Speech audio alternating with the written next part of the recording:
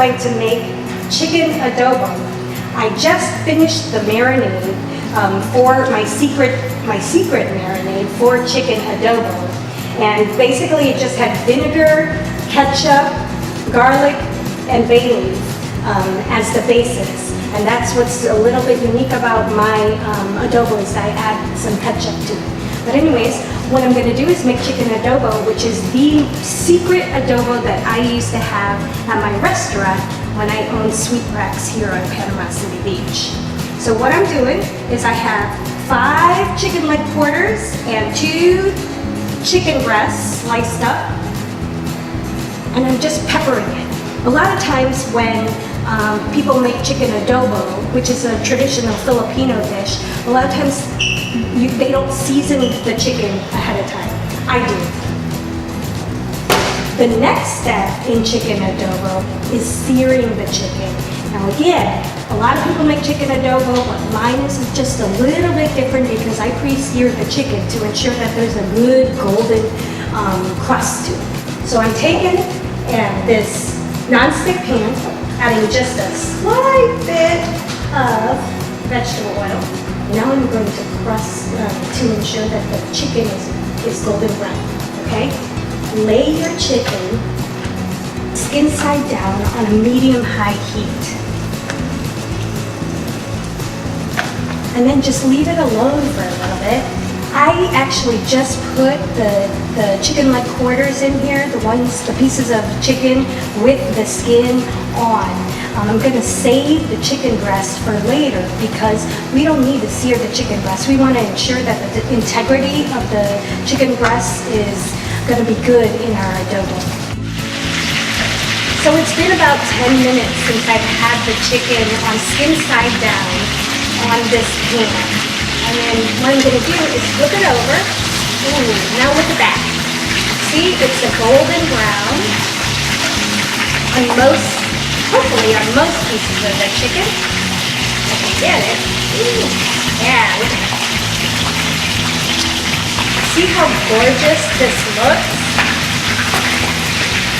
It's gorgeous. It's got that golden crust on there. This is unusual for Filipino adobo. Most of the time they just pour in all of the ingredients, but I do it a little bit differently in that I sear the chicken in the top. Now I'm gonna turn down the heat to a medium temperature, and I'm gonna pour the marinade in.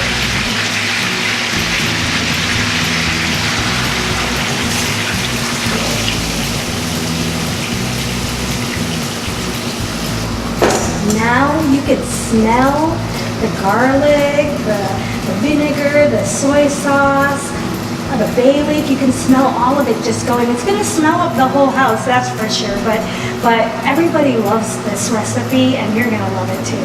The next step is to add the chicken breast. The chicken breast, that cooks a little bit in less time. So all I do is just put it on top to let it slowly cook, and we don't want it to dry out. So in a little bit later, it's going to get in the juices. You'll see. This dish is so simple. So we've got all of the juices simmering, and what we have to do now is just let it simmer on a medium-low heat. Put the lid on for about 20 minutes.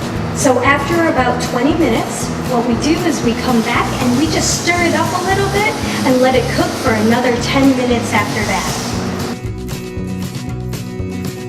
So it's been about 20 minutes since we were simmering the adobo with the lid on, and now I just need to put that chicken breast in there into the sauces.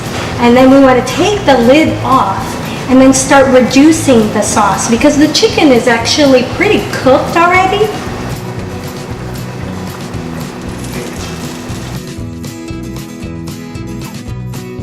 So our adobo is fully cooked now. We let it cool off just a little bit and we are ready to serve it. It's so delicious.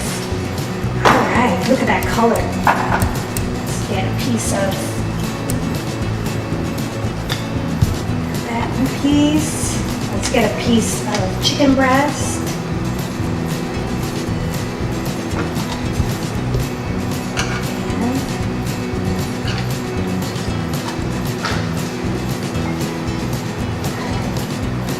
sauce on that. My kids love this, super saucy, so here we go. Check that out. Now we have chicken adobo. It's so delicious, so good. Look at that color. Now it's time to give it a try.